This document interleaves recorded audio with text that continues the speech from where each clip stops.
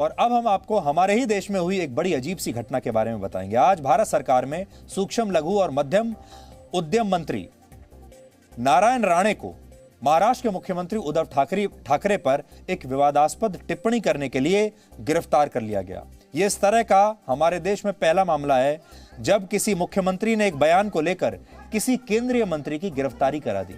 इस पूरी खबर के बारे में हम आपको बताएंगे, लेकिन पहले आप ये सुनिए कि नारायण राणे के किस बयान की वजह से उन्हें महाराष्ट्र पुलिस ने आज गिरफ्तार किया है। उन्होंने एक ऐसा बयान दिया जो उद्धव ठाकरे के खिलाफ था, विवादास्पद बयान था। पहले आप सुनिए उन्होंने कहा क्या था। 1,57,000 लोक गेली हो महाराष्ट्रात। यांच्यामुळे काय उपाय नाही, वॅक्सिन नाही, हे नाही, ते नाही, स्टाफ नाही, डॉक्टर नाही, भयावह परिस्थिती महाराष्ट्राच्या आरोग्य विभागाची होती। मला बोलायचा अधिकार तरी आहे का? बाजूला म्हणा एखादा सेक्रेटरी ठेवा आणि विचारून बोल, त्याशी नाही काय। किती वर्ष आली देशाला संपूर्ण हिरक महोत्सव काय हे असतो तर कानाखाली चढवली। हे काय देशाचं तुम्हाला स्वातंत्र्य दिनाची माहिती नसावी? तो नारायण राणे कह रहे हैं कि मैं होता तो कान के नीचे बजाता। नारायण राणे के इसी बयान को लेकर महाराष्ट्र में 3 अलग अलग जगहों पर उनके खिलाफ एफआईआर दर्ज हो गई और आज जब उन्हें रत्नागिरी जिले से गिरफ्तार किया गया तो उस समय वो खाना खा रहे थे, लेकिन पुलिस ने जरा भी देरी नहीं की कार्रवाई में और नारायण राणे भारत सरकार में केंद्रीय मंत्री होने के साथ साथ महाराष्ट्र के बड़े नेता भी हैं। 1999 में बनी शिवसेना बीजेपी की गठबंधन सरकार में वो खुद मुख्यमंत्री रह चुके हैं और उद्धव ठाकरे के पिता बाल ठाकरे के वो बहुत करीबी थे, बल्कि बाल ठाकरे ने ही उस जमाने में नारायण राणे को महाराष्ट्र का मुख्यमंत्री बनाया था। नारायण राणे का राजनीति का जो सफर है वो शिवसेना के साथ ही शुरू हुआ था, लेकिन आज उद्धव ठाकरे के खिलाफ बोलने पर वो इस समय जेल में है। हालांकि उद्धव ठाकरे और उनके बीच ये पहला टकराव नहीं है। 2003 में जब बाल ठाकरे ने उद्धव ठाकरे को शिवसेना का कार्यकारी अध्यक्ष बनाया तब नारायण राणे ने इस फैसले का विरोध किया था। यहीं से नारायण राणे और उद्धव ठाकरे के बीच राजनीतिक दुश्मनी शुरू हो गई और फिर वर्ष 2005 में पार्टी विरोधी गतिविधियों के लिए बाल ठाकरे ने उन्हें शिवसेना से निकाल दिया और फिर पहले वो कांग्रेस में शामिल हुए और बाद में बीजेपी में आ गए। लेकिन उद्धव ठाकरे के साथ उनका ये टकराव आज तक ऐसे ही जारी है।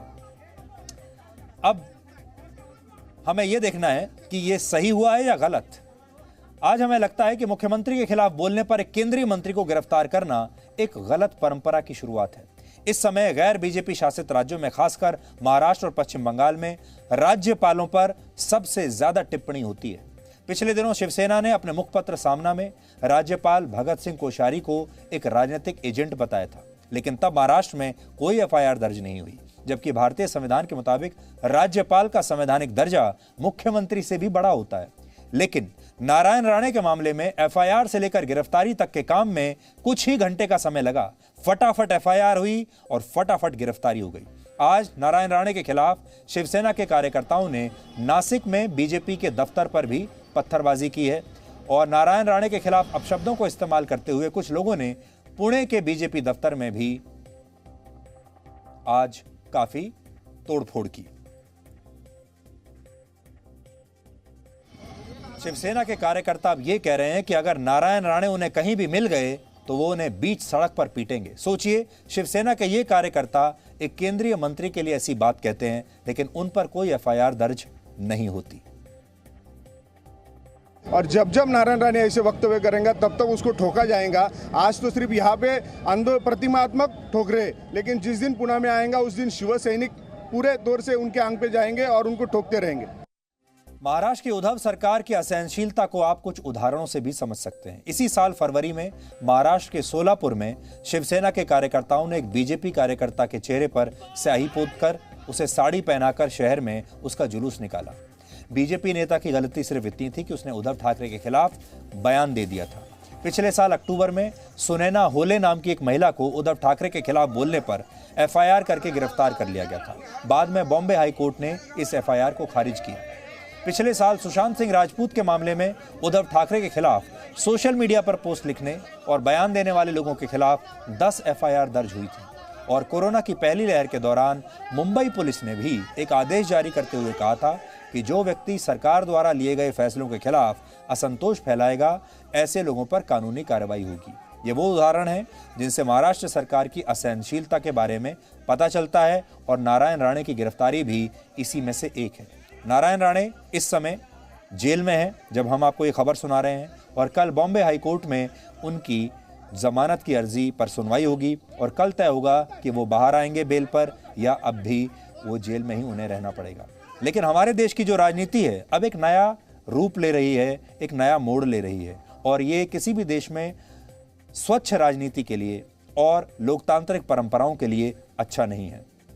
हो सकता है उद्धव ठाकरे को बुरा लगा हो सकता है शिवसेना के जो कार्यकर्ता हैं वो वैसे भी अपने नेताओं को लेकर बहुत भावुक हैं। ये बात पूरा भारत जानता है कि शिवसेना के कार्यकर्ता बहुत भावुक हैं और शायद उनके नेता भी अपनी छवि को लेकर बहुत भावुक रहते हैं, और हो सकता है इसी भावुकता में उन्होंने नारायण राणे के खिलाफ ये कड़ी कार्रवाई कर दी।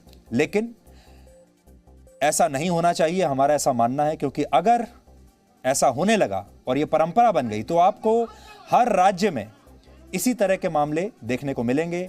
एक मुख्यमंत्री अपने खिलाफ आवाज उठाने वालों को, विरोधी नेताओं को इस तरह अगर जेल में डालने लगेगा तो इस देश में राजनीति करना भी मुश्किल हो जाएगा और इस देश में मीडिया के लिए भी सच बात कहना बहुत मुश्किल हो जाएगा। इसलिए हम नारायण राणे से भी अपील करेंगे कि वो अपनी भाषा पर संयम रखें, क्या बोलते हैं, क्योंकि वो एक केंद्रीय मंत्री हैं। ये भी बात आज समझनी होगी। नारायण राणे कोई छोटे मोटे व्यक्ति नहीं है, केंद्रीय मंत्री हैं।